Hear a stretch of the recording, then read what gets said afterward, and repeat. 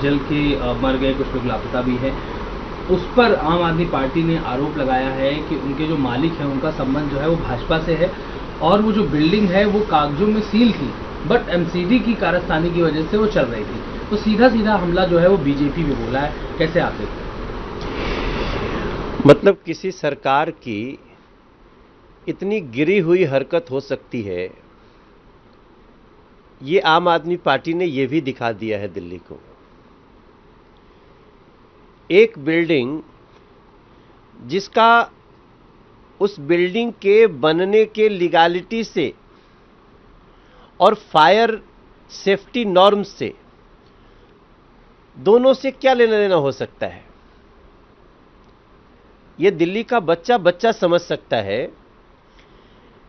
कि दिल्ली में आज भी हजारों, मुझे लगता है लाखों ऐसे घर हैं जो कि एमसीडी के फाइलों में बुक है और अब उसको उदय योजना के तहत प्रधानमंत्री जी ने उसके ऊपर अनऑथराइज का, इलीगल का जो धब्बा था उसको हटा दिया। अब जरूरत किस चीज की है?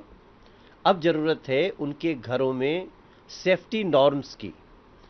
सेफ्टी नॉर्म्स में आता है गलियां, सड़कें, बिजली का तारों का झुरमुट और फायर सेफ्टी नॉर्म्स।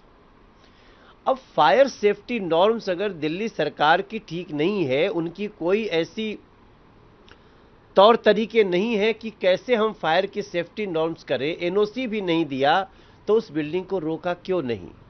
अब इस प्रकार की बात अगर आम आदमी पार्टी करते हैं तो सीधा सा मतलब है कि अभी दबाव है, तो अपने पाप को छुपाने के लिए और ज्यादा पाप कर रहे हैं। बड़े बड़े नेता हैं जो कि हमारे डिप्रेशन में चले गए, खुद के नेताओं को भी एक तरीके से उन्होंने टारगेट किया है, लेकिन उन्होंने दूसरी तरफ ये भी कहा है कि सिर्फ कांग्रेस पार्टी ही है जो लड़ाई लड़ सकती है, रीजनल पार्टी में वो बात नहीं है जो भाजपा से लड़ाई।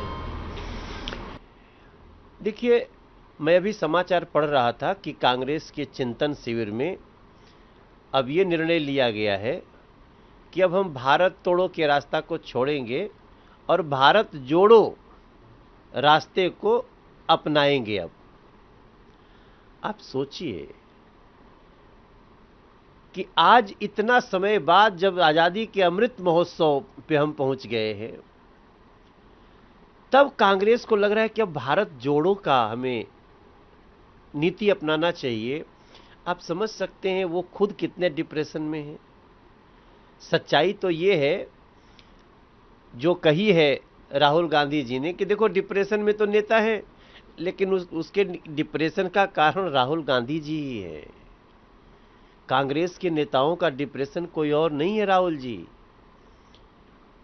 कांग्रेस के बड़े लीडर्स के डिप्रेशन के कारण आप हैं, क्योंकि आपके कारण कांग्रेस की ये दुर्गति हुई है, क्योंकि आपने अब तक भारत जोड़ो का नीति नहीं अपनाया था। और भारत जोड़ो नीति नहीं थी तो फिर दूसरी नीति क्या थी, देश समझ रहा है। पुष्कर सिंह धामी जो उत्तराखंड के सीएम है, उन्होंने यूनिफॉर्म सिविल कोड को लेकर कमेटी बनाई और साथ में उन्होंने कहा कि दूसरे राज्यों में भी इसकी जरूरत है। कैसे देखते हैं आप? मैं बधाई देना चाहता हूं पुष्कर सिंह धामी को।